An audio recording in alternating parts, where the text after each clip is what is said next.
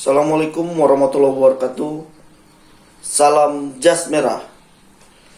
Kembali lagi dengan saya Agus Salim SPD, Guru Sejarah SMA Negeri 5 Bagan Sinembah. Ya, pada materi untuk Sejarah Indonesia kelas 10 kali ini kita akan membahas mengenai konsep berpikir kronologis, diakronik, sinkronik, ruang dan waktu dalam pembelajaran sejarah. Nah, sebelumnya kita akan membahas mengenai konsep ruang dan konsep waktu. Ruang atau dimensi spasial adalah suatu tempat di mana terjadinya berbagai peristiwa alam ataupun peristiwa sosial serta peristiwa sejarah dalam proses perjalanan waktu. Berikut secara umum penjelasan konsep ruang dalam pembelajaran sejarah. 1. Ruang adalah tempat terjadinya berbagai peristiwa-peristiwa dalam perjalanan waktu.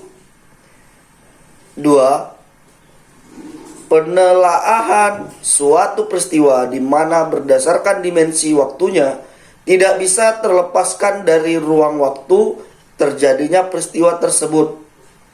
3. Saat waktu menitik beratkan terhadap aspek kapan peristiwa tersebut terjadi, maka konsep ruang menitik beratkan terhadap aspek tempat di mana peristiwa tersebut terjadi. Berikutnya konsep waktu. Waktu atau dimensi temporal mempunyai dua makna, ialah makna denotatif dan konotatif. Makna waktu secara denotatif ialah suatu kesatuan di mana detik, menit, jam, hari, minggu, bulan, tahun, abad, serta seterusnya. Pada umumnya, berikut konsep waktu dalam mempelajari sejarah yang ada. 1. Masa lampau itu sendiri ialah sebuah masa di mana sudah terlewati, tetapi masa lampau bukan merupakan sebuah masa yang final ataupun terhenti. 2. Masa lampau itu bersifat terbuka serta berkesinambungan, di mana apa yang terjadi di masa lampau bisa dijadikan gambaran bagi kita untuk bertindak di masa yang akan datang ataupun sekarang, serta untuk mencapai kehidupan yang lebih baik di masa yang akan datang. 3. Sejarah bisa digunakan sebagai modal awal untuk bertindak di masa kini atau sebagai acuan untuk perencanaan masa yang akan datang. Konsep waktu dalam sejarah dapat menjelaskan secara konkret perkembangan manusia. Suatu peristiwa yang menjadi sejarah tidak dapat lepas dari struktur waktu yang menyertainya. Oleh karena itu, konsep waktu dalam sejarah sangat esensial. Ada 4 konsep waktu dalam sejarah, yaitu perkembangan, kesinambungan, pengulangan, dan perubahan. Proses terjadinya sebuah peristiwa serta perubahannya berlangsung di dalam batas ruang dan waktu.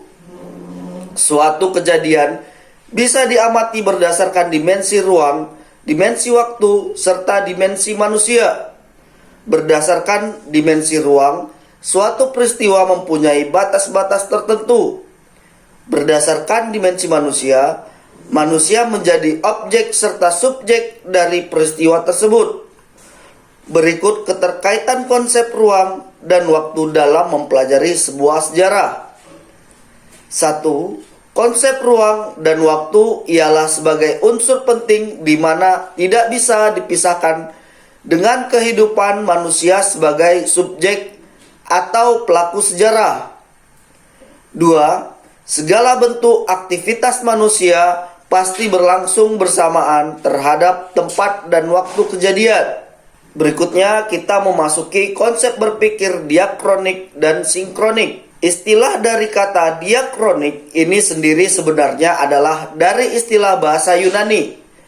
Istilah itu ialah dia serta kronos, di mana makna dia sendiri mempunyai arti ialah sebagai melampaui, melalui, atau juga melintas. Sedangkan untuk kata kronos mempunyai arti sebagai waktu. Jadi bisa atau dapat kita artikan apabila diakronik ini merupakan suatu hal yang melalui, melampaui, dan juga melintas batas waktu tertentu. Diakronik ini mempunyai beberapa ciri-ciri, diantaranya sebagai berikut. 1. Memajang berdimensi waktu. 2. Terus bergerak. 2. Terus bergelak. Hubungan kasualitas.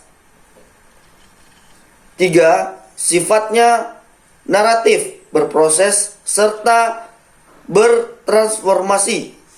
4. Sifatnya dinamis. 5. Lebih menekankan pada proses durasi. 6. Digunakan di dalam ilmu sejarah. Sedangkan sinkronik mempunyai arti meluas di dalam ruang, namun juga melalui batasan di mana. Sedangkan sinkronik ini mempunyai arti meluas di dalam ruang, namun juga memiliki batasan di dalam waktu. Biasanya metode sinkronik ini selalu digunakan terhadap ilmu-ilmu sosial. Kata sinkronik ini sendiri berasal dari bahasa Yunani, yakni kata sin yang artinya dengan, serta kronos yang memiliki arti waktu. Metode sinkronik ini lebih menekankan kepada struktur, yang maksudnya meluas dalam waktu, yang maksudnya meluas dalam ruang. Sinkronik ini dapat atau bisa menganalisa sesuatu hal di dalam tertentu. Jadi tidak berusaha untuk bisa atau dapat menarik kesimpulan mengenai suatu perkembangan kejadian atau peristiwa yang berpengaruh di kondisi saat ini, tapi hanya untuk menganalisa suatu kondisi saat itu. Dengan berdasarkan etimologi di atas, bisa juga dikatakan bahwa pengertian sinkronik ialah sebagai segala sesuatu yang berkaitan atau bersangkutan dengan peristiwa atau kejadian yang terjadi pada suatu masa. Demikianlah penjelasan dari saya mengenai konsep berpikir kronologis, diakronik, sinkronik, ruang dan waktu dalam pembelajaran sejarah. Jangan lupa kerjakan tugas diskologi. Saya akhiri, wabillahi taufiq wal hidayah. Assalamualaikum warahmatullahi wabarakatuh. Salam jas merah.